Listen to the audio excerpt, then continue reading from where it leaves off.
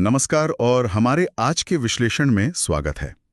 आज का विषय रसायन विज्ञान से जुड़ा है, खास तौर पर कार्बोनिल और कार्बोक्सिल यौगिकों पर। सुनने में शायद थोड़ा तकनीकी लगे, पर असल में ये हमारे आसपास की कई चीजों के केंद्र में है। मेरा मतलब है एल्डिहाइड, कीटोन और कार्बोक्सिलिक एसिड। हाँ बिल्कुल, रोजमर्रा की चीजों में ये खूब मिलते हैं। हमारे पास इन यौगिकों के गुणों पर काफी जानकारी है, कुछ नोट्स हैं, कुछ व्याख्याएं भी हैं। तो हमारा मिशन आज ये समझना है कि भाई इन अणुओं की बनावट, उनका जो स्ट्रक्चर है, वो उनके भौतिक बर्ताव को कैसे तय करता है। मतलब कोई चीज गैस क्यों है कमरे के तापमान पर, कोई तरल क्यों। हाँ, और कोई पानी में आसानी से घुल जाता है तो कोई क्यों नहीं घुलता।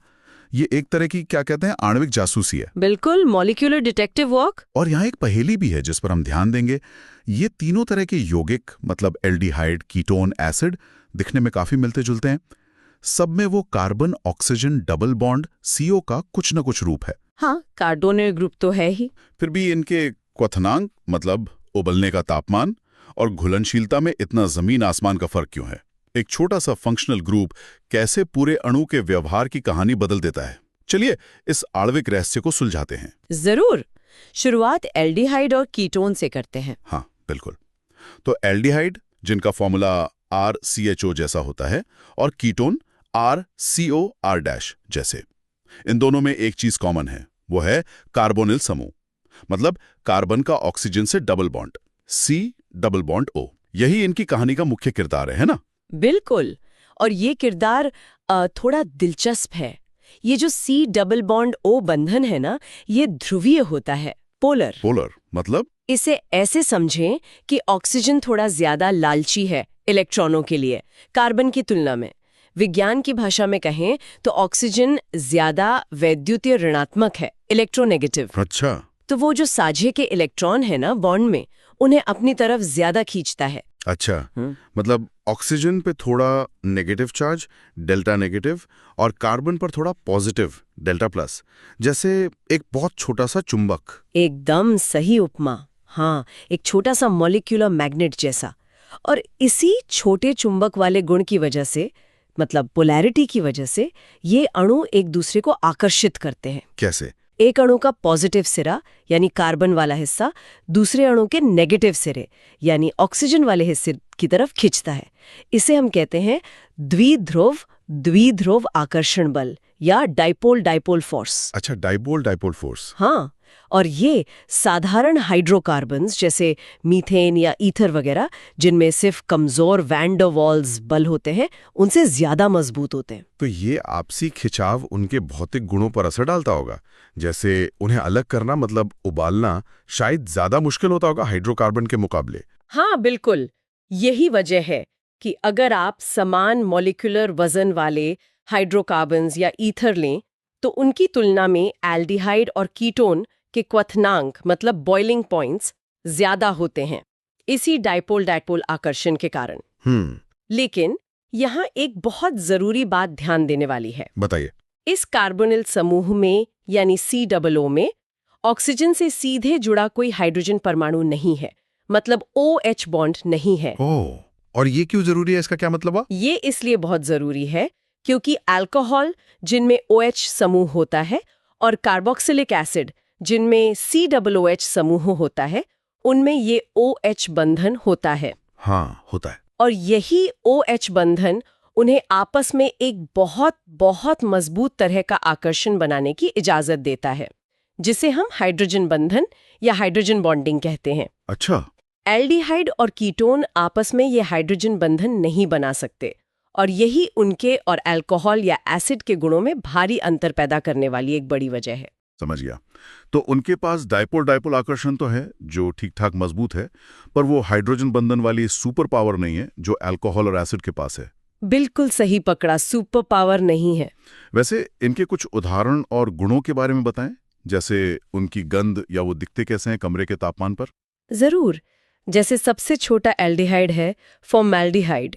ये कमरे के तापमान पर एक गैस है और इसकी गंध बहुत तीखी, चुभने वाली होती है। हाँ, वो लैब वाली गंध। हाँ, शायद बायोलॉजी लैब में स्पेसिमेन को प्रिजर्व करने वाले घोल से पहचानी जा सकती है।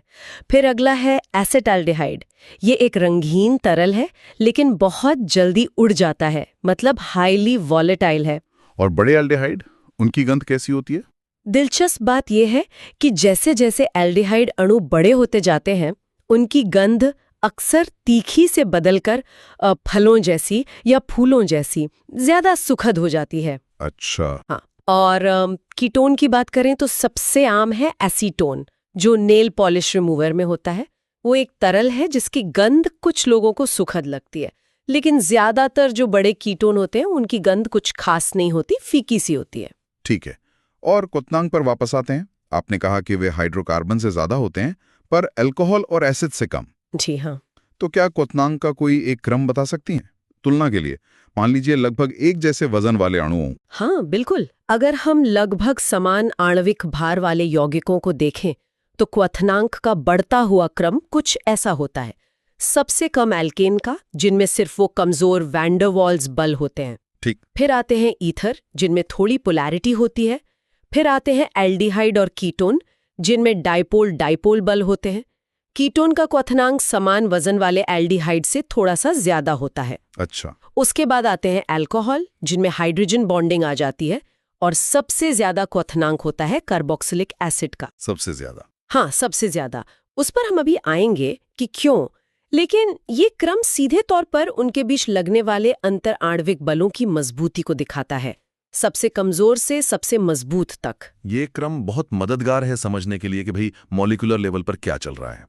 अब एक और बड़ा सवाल, पानी में घुलनशीलता का क्या? सॉल्युबिलिटी, क्या ये पानी में घुलते हैं? हाँ, घुलते हैं, मतलब छोटे अणु घुलते हैं। यहाँ फिर से वो कार्बोनिल समूह का ऑक्सीजन काम आता है। कैसे? वो जो ऑक्सीजन है ना कार्बोनिल ग्रुप का, वो पानी के अणुओं के मौजूद हाइड्रोजन के साथ हाइड्रोजन बंधन बना सकता है। याद रखिए, एल्डिहाइड या कीटोन आपस में हाइड्रोजन बंधन नहीं बना सकते, लेकिन वो पानी के अणुओं के साथ बना सकते हैं। अच्छा, तो ये पानी के साथ दोस्ती कर सकते हैं? बिल्कुल। इसी वजह से छोटे एल्डिहाइड्स जैसे एसिटैल्डिहाइड और छोटे कीटोन जैसे एसीटोन पानी में काफी अच्छे से घुल जाते हैं। हम कह सकते हैं कि वे पानी में मिश्रणीय होते हैं। लेकिन यहाँ भी एक पेच है। क्या? जैसे जैसे अणु का आकार बढ़ता है, उसमें हाइड्रोकार्बन वाला हिस्सा भी बढ़ता है, मतलब कार्बन और हाइड्रोजन की लंबी चेन। ये हिस्सा पानी को पसंद नहीं करता। हाँ, वो तो नॉन पोलर होता है। सही, इसे हाइड्रोफोबिक या जल विरोधी कहते हैं। तो जैसे जैसे ये हाइड्रोफोबिक हिस्सा बढ़ता है, अणु की पानी में घुलने की क्षमता कम होती जाती है। मतलब जैसे जैसे अणु की वो नॉन पोलर पूंछ लंबी होती जाती है, वो पानी में घुलने से कतराता है। बिल्कुल सही समझे।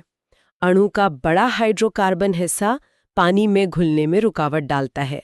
इसीलिए बड़े एल्डिहाइड और कीटोन पानी में बहुत कम घुलते हैं या लगभग अघुलनशील होते हैं। ठीक है, तो एल्डिहाइड और कीटोन की कहानी समझ आई। Polar carbonyl group, dipole dipole force, पानी के साथ हाइड्रोजन बॉन्ड बनाने की क्षमता, खासकर छोटे अणुओं के लिए, लेकिन आपस में हाइड्रोजन बॉन्डिंग नहीं। Perfect summary. हम आते हैं कार्बोक्सिलिक एसिड पर, जिनका फॉर्मूला RCOOH होता है। इनमें होता है कार्बोक्सिल समूह, जो एक तरह से कार्बोनिल COO और हाइड्रोक्सिल -OH समूह का मिला-जुला रूप है।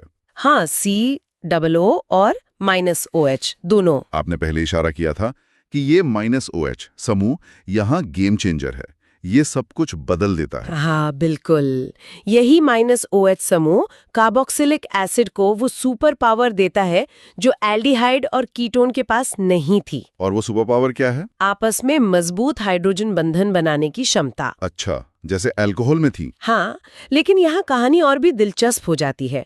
अल्कोहल का एक अणु आमतौर पर एक हाइड्रोजन बॉन्ड बनाता है, लेकिन कार्बोक्सिलिक एसिड का एक अणु 2 हाइड्रोजन बंधन बना सकता है। 2 हाइड्रोजन बंधन एक ही अणु से? हाँ। कमाल है। इसका क्या मतलब हुआ? इसका मतलब है कि कार्बोक्सिलिक एसिड के अणु तरल अवस्था में या कई बार तो गैसीय अवस्था में भी अकेले नहीं रहते, वे जोड़ों में पाए जाते हैं, एक बहुत ही स्थिर संरचना बनाकर।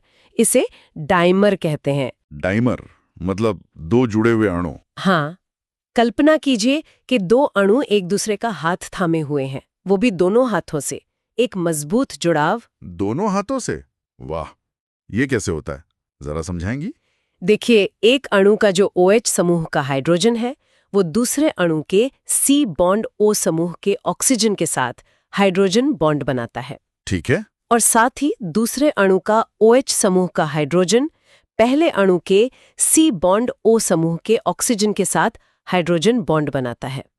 तो ये एक तरह की बंध चक्रीय संरचना बन जाती है जिसमें 2 हाइड्रोजन बॉन्ड होते हैं। अच्छा, एक रिंग जैसी बन गई 2 मॉलिक्यूल्स के बीच। और ये डाइमर बनने का नतीजा क्या होता है? इसके 2 बड़े नतीजे होते हैं। पहला, ये डाइमर संरचना बहुत स्थिर होती है क्योंकि इसमें 2 मजबूत हाइड्रोजन बंधन है। दूसरा, ये प्रभावी रूप से अणु के आकार को लगभग दोगुना कर देता है। हाँ, 2 अणु जुड़ गए तो साइज तो डबल हो गया। और हम जानते हैं कि बड़े अणुओं के बीच वैन डे वाल्स बल भी ज्यादा मजबूत होते हैं।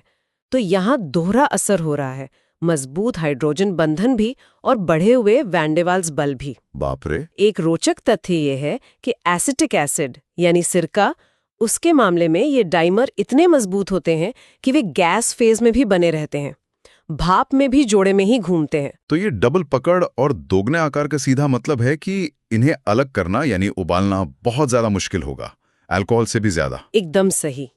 इसी वजह से कार्बोक्सिलिक एसिड के क्वथनांक समान आणविक भार वाले अल्कोहल, कीटोन, एल्डिहाइड, ईथर या एल्केन की तुलना में बहुत ज्यादा होते हैं।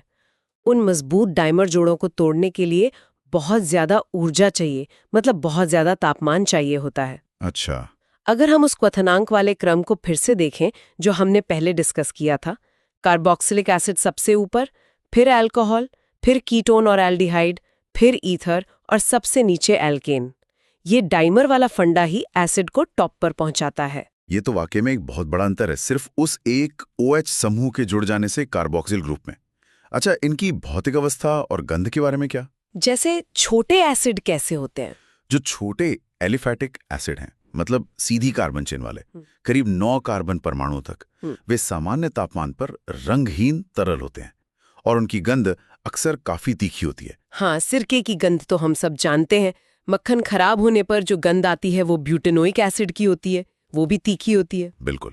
और कुछ की गंध तो उससे भी ज्यादा तेज होती है, जैसे फार्मिक एसिड। और बड़े एसिड जिनकी कार्बन चेन लंबी होती है, जैसे जैसे कार्बन चेन लंबी होती जाती है, मान लीजिए 10 कार्बन या उससे ज्यादा, तो ये एसिड मोम जैसे रंगहीन, गंधहीन ठोस बन जाते हैं। अणु इतने बड़े और भारी हो जाते हैं कि उनकी वाष्पशीलता, मतलब उड़ने की क्षमता बहुत कम हो जाती है। ठीक है। और पानी में घुलनशीलता, क्या ये भी छोटे एल्डिहाइड कीटोन की तरह पानी से दोस्ती करते हैं या अल्कोहल की तरह? हाँ, शुरुआती सदस्य तो करते हैं और शायद उनसे भी बेहतर। छोटे कार्बोक्सिलिक एसिड जैसे formic acid, acetic acid, propanoic acid, butanoic acid, मतलब 4 कार्बन तक पानी के साथ पूरी तरह से घुलनशील होते हैं, मिश्रणीय होते हैं। पूरी तरह? क्यों? वजह फिर वही है, उनका कार्बोक्सिल समूह पानी के अणुओं के साथ आसानी से कई हाइड्रोजन बंधन बना सकता है। उसका OH वाला हिस्सा भी बना सकता है और COO वाला ऑक्सीजन भी बना सकता है। तो पानी के साथ इनका इंटरैक्शन बहुत अच्छा होता है। लेकिन क्या यहाँ भी वही हाइड्रोकार्बन पूंछ वाली कहानी लागू होती है, जैसे जैसे चेन लंबी होगी? बिल्कुल, यहाँ भी वही होता है। जैसे जैसे कार्बन चेन लंबी होती जाती है, अणु का हाइड्रोफोबिक यानी जल विरोधी हिस्सा बढ़ता जाता है और पानी में घुलनशीलता तेजी से कम हो जाती है। 5 कार्बन वाला एसिड, पेंटानोइक एसिड, थोड़ा कम घुलता है, 6 वाला और कम, और बड़े वाले तो लगभग अघुलनशील हो जाते हैं। और अगर हम अरोमेटिक एसिड की बात करें, जैसे बेंजोइक एसिड, जिसमें वो बड़ी बेंजीन रिंग होती है, हाँ, वो तो काफी नॉन पोलर होती है। सही। तो उस बड़ी और ज्यादातर नॉन पोलर रिंग के वजह से बेंजोइक एसिड कमरे के तापमान पर पानी में लगभग अघुलनशील होता है, बहुत कम घुलता है। तो जो एसिड पानी में नहीं घुलते, वो कहाँ घुलते हैं? किसी और चीज में? हाँ, वे आमतौर पर कम ध्रुवीय कार्बनिक विलायकों, ऑर्गेनिक सॉल्वेंट्स जैसे ईथर, अल्कोहल, बेंजीन वगैरह में आसानी से घुल जाते हैं। यहाँ वही सिद्धांत काम करता है, जैसा तैसा घोले या लाइक डिसॉल्व्स लाइक। उनका जो नॉन पोलर हाइड्रोकार्बन हिस्सा है वो इन नॉन पोलर या कम पोलर सॉल्वेंट्स के साथ अच्छे से इंटरैक्ट कर लेता है। कमाल है। ये सब समझने के बाद क्या हम इन अंतर आणविक बलों को याद रखने के लिए कोई सरल तरीका सोच सकते हैं, जैसे वो हाथ मिलाने वाली उपमा आपने इस्तेमाल की थी? हाँ, वो उपमा यहाँ काफी काम आ सकती है। सोचिए, अणु हाथ मिला रहे हैं, एल्केन्स नॉन पोलर, बस एक हल्का सा पल भर का स्पर्श, जैसे हवा में हाथ हिलाना, ये है कमजोर वैन डर वाल्स बल। ठीक। एल्डिहाइड कीटोन पोलर, एक थोड़ी मजबूत चुंबकीय पकड़, जैसे एक हाथ से ठीक ठाक पकड़ बनाना। ये है डाइपोल डाइपोल बल। अल्कोहल, एच बॉन्डिंग, एक मजबूत पकड़, एक हाथ कसकर पकड़ा हुआ, ये है हाइड्रोजन बंधन। सही। कार्बोक्सिलिक एसिड, डाइमराइजेशन, ये तो एक ऐसा जोड़ा है जो दोनों हाथों से एक दूसरे को कसकर पकड़े हुए हैं, एक स्थिर रिंग बना रहा है। ये है डाइमर, जिसमें 2 हाइड्रोजन बंधन हैं। वाह, ये तो एकदम क्रिस्टल क्लियर हो गया। हाँ, यही बताता है कि वो इतनी मजबूती से क्यों जुड़े रहते हैं और उनका क्वथनांक सबसे ज्यादा क्यों होता है। बहुत बढ़िया तरीके से समझा है। तो संक्षेप में एल्डिहाइड और कीटोन में पोलैरिटी के कारण डाइपोल डाइपोल बल होते हैं जो उन्हें एल्केन से ज्यादा चिपचिपा बनाते हैं, पर वे आपस में हाइड्रोजन बंधन नहीं बना सकते। सही। दूसरी तरफ कार्बोक्सिलिक एसिड के पास न केवल पोलैरिटी है बल्कि वो OH समूह भी है जो उन्हें डाइमर बनाने की अनोखी सुपर पावर देता है, मतलब दोहरे हाइड्रोजन बंधन बनाने की क्षमता। बिल्कुल। और यही संरचना का फर्क उनके भौतिक गुणों जैसे क्वथनांक, घुलनशीलता में इतने नाटकीय अंतर पैदा करता है। ऐसे डाइमर बनाकर एकजुट रहते हैं जिससे उन्हें उबालना मुश्किल होता है और उनका कार्बोक्सिल समूह उन्हें पानी से दोस्ती करने यानी घुलने में मदद करता है, खासकर छोटे अणुओं को। तो ये सब आणविक स्तर की बनावट और उनके बीच लगने वाली ताकतों का ही खेल है जो तय करता है कि कोई पदार्थ कैसा व्यवहार करेगा, गैस होगा, तरल होगा, ठोस होगा, घुलेगा या नहीं। सही कहा। सीधी सी बात है, अणुओं के बीच का रिश्ता ही उनके सामूहिक व्यवहार को तय करता है। और वैसे ये सब जानने के बाद एक दिलचस्प सवाल मन में आता है। हाँ, क्या? कि ये जो विशिष्ट भौतिक गुण हैं, जैसे घुलनशीलता, क्वथनांक, गंध, इनका वास्तविक दुनिया में क्या असर होता है? इनके उपयोग पर क्या प्रभाव पड़ता है? मतलब प्रैक्टिकल इम्प्लीकेशन। हाँ, उदाहरण के लिए सिरके की वो तीखी गंध और पानी में आसानी से घुल जाना जो सीधे उसके डाइमर बनाने की प्रवृत्ति और हाइड्रोजन बंधन क्षमता से जुड़ा है, उसे रसोई में इतना उपयोगी कैसे बनाता है? या सोचिए, दवाओं के अणुओं की घुलनशीलता उनके शरीर में कैसे एब्जॉर्ब होगी और अपना काम करेगी, इसको कैसे प्रभावित करती होगी? हाँ, ये तो बहुत महत्वपूर्ण सवाल है। ये आणविक गुण सिर्फ किताबों तक सीमित नहीं है, ये हमारे दैनिक जीवन और जीव विज्ञान को, मेडिसिन को, मटेरियल साइंस को, हर चीज को गहराई से प्रभावित करते हैं। इस पर सोचना वाकई में ज्ञानवर्धक हो सकता है। वाकई एक बेहतरीन सवाल सोचने के लिए छोड़ा है आपने। आज के इस विश्लेषण में हमारे साथ जुड़ने के लिए बहुत बहुत धन्यवाद। मुझे भी मजा आया। उम्मीद है कि कार्बोनिल और कार्बोक्सिल यौगिकों के इस तुलनात्मक अध्ययन से उनके व्यवहार के पीछे छिपे आणविक कारणों को समझने में हमारे सुनने वालों को मदद मिली होगी।